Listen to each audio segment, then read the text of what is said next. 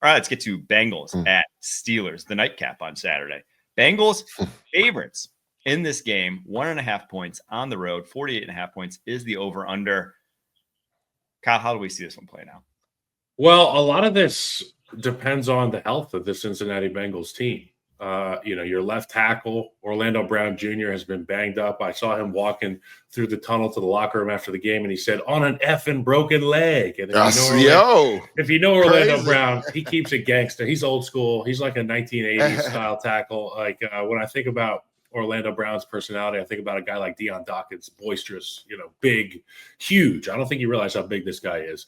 If he's healthy and he's feeling good, I really like their chances. Chase Brown obviously went down at the end of that game trying to slide. He was in church mode. Yeah. He went to the knee, and he got in trouble there towards the goal line. So if he's back, I fully anticipate the Cincinnati Bengals offense, who has been laser focused with Joe Burrow in the driver's seat and Jamar Chase chasing that triple crown.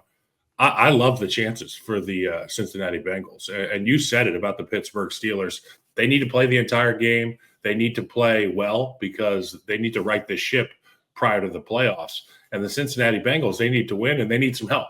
So I fully anticipate this team with its back against the wall once again, after having 3-4 game-winning drives against the Denver Broncos, to roll that momentum into Pittsburgh. It's going to be a lot of fun.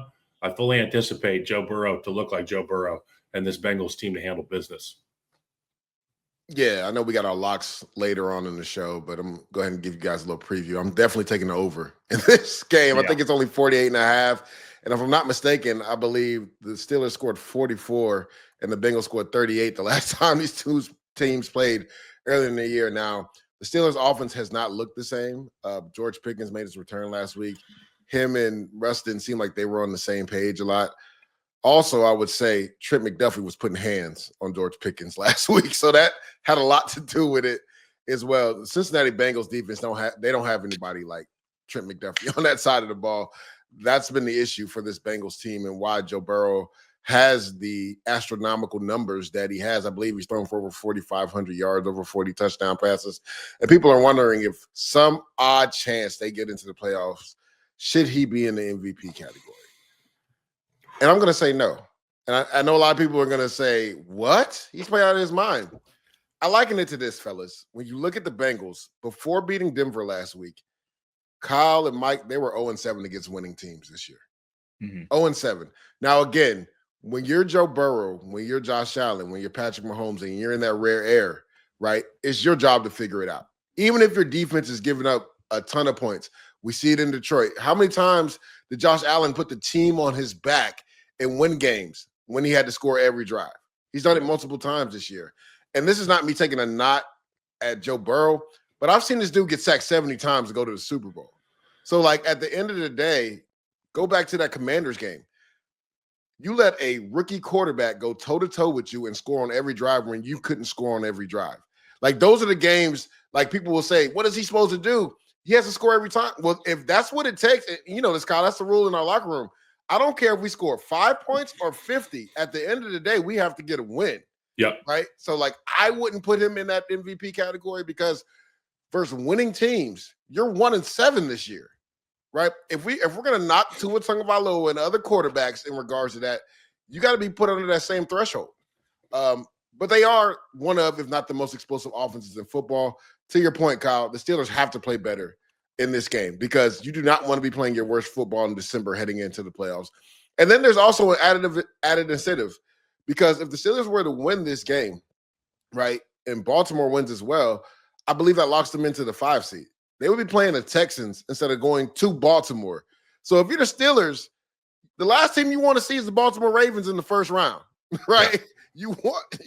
That's a team that you play like twice a year already. And it's hard, they beat them one time, but it's hard to play a divisional foe in the playoffs.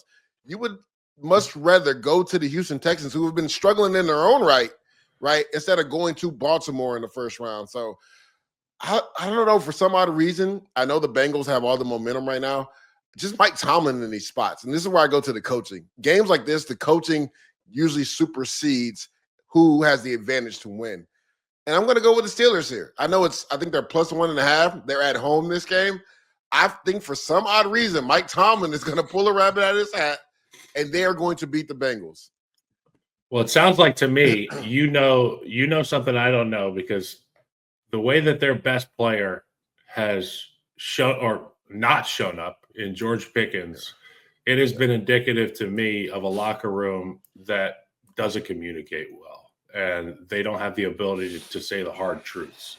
And when I see a guy like George Pickens quit play after play after play, throw his helmet, take his helmet off, show his teammates up, it tells me that this isn't a team that's ready to go win in a big spot. It tells me that this is a team that even if they do win and go play the Texans, I don't trust them to go get a win. I'm an offensive guy, Lee, and I think that there is no remedy for somebody who's red hot and super confident.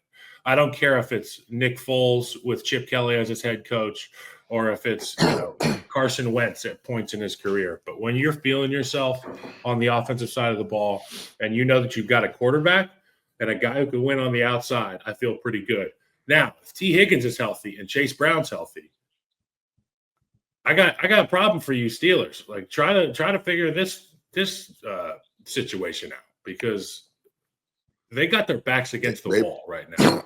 They beat him earlier this year. I know, but this is it. There's a lot of people that beat the Bengals, but the reason that they're even that's what I'm saying. The reason that they're even in this situation right now is because they're red hot and their fight or flight response kicked in, and they didn't fly. They started fighting, and it's been a lot of fun to watch. Yeah, I'm going Bengals as well, because one, just where they're at right now, the trajectory they've been on, but two, you mentioned Mike Tomlin being able to show up in these spots. To me, there's no saving the bad apples in the locker room when you are losing, no matter what. Like, when you are getting your ass kicked the way they have the last 4 weeks, I don't think there's any cobbling together George Pickens' psyche at this point, unfortunately. You got to just start hot, put it in his hand. That's just why he's there. That's why, that's just why I think there's teams that avoid players with who in that mold, because just at this point in the season, like the way they've gone, just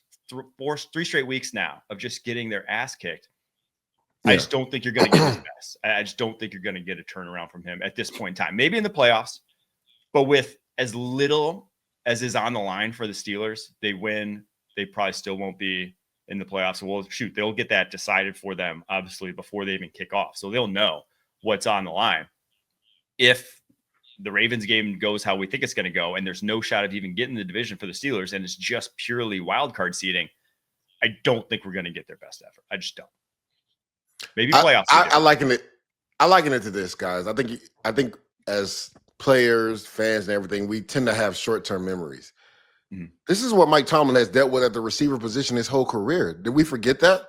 Antonio Brown was the best receiver in football, and yet he had to deal with his antics every single week. Juju Smith-Schuster was doing TikToks on the field and in the locker room. Chase Claypool. Like, this is what Tomlin does, and I hear what you guys are saying, but this is why I respect Mike Tomlin so much. I don't know if you guys ever remember the interview he did. He was like, too many coaches run away from coaching. I run to coaching. He knows how to bring everybody together. He knows his diva, quote unquote, diva receivers, when they have hotheads, he knows how to wrangle them in, right? And this is why I say, like, they'll be fine, because earlier this season, people were saying the same thing with George Pickens. And then he started being an alien and going up top and dunking on people, right? All it takes is George Pickens to get involved, like you said, early in the game. I guarantee he's talking to his offensive coordinator and saying, we got to get this guy 3 or 4 catches early in the first quarter just to get him going, whether it's screens, whether it's goal ball. Exactly, right? Because George Pickens is a guy that has to be involved in the game, or his mental just goes other. And that's the thing about coaching. Like, you have to understand and have a pulse of your team and each individual players. And that's why it's a hard job to do. But that's why I think Tomlin is one of the best at doing it, because he has a pulse on the team. Remember, people even like me, I was like, I never will not trust Mike Tomlin. But when he benched Justin Fields when they were 4-2, I was like, that's a chancy move, because if you guys start losing, you could lose the locker room. But he knew the pulse of his team. He knew what his offense needed, and he knew that he needed a quarterback that could be able to throw the ball down the field. So this is why I say I always lean to coaching in scenarios like this, because we've seen a track record of Mike Tomlin dealing with these type of receivers every single year, and yet the guy still doesn't have a losing record.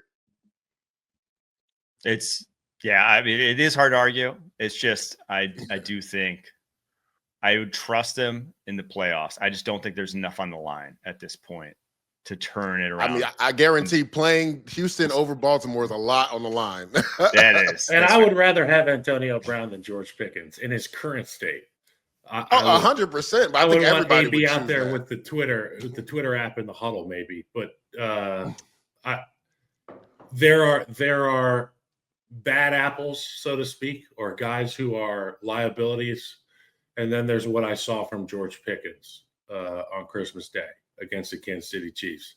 And it's unacceptable. And if you're an offensive lineman, if you're another receiver, if you're a defensive lineman in that group, if you're Cam Hayward, if you're TJ Watt, you have to find a way to get through to this guy and have him understand that he's not just another guy on that team. He is the focal point of their offense. And without a doubt, the proof is in the pudding that when a guy came in the game, in the roster, that could throw the football down the field and give him a chance, we got better. So if you're not going to be part of this game plan, if you don't want to be, I would almost say, the second you sense that attitude coming, put somebody else in there.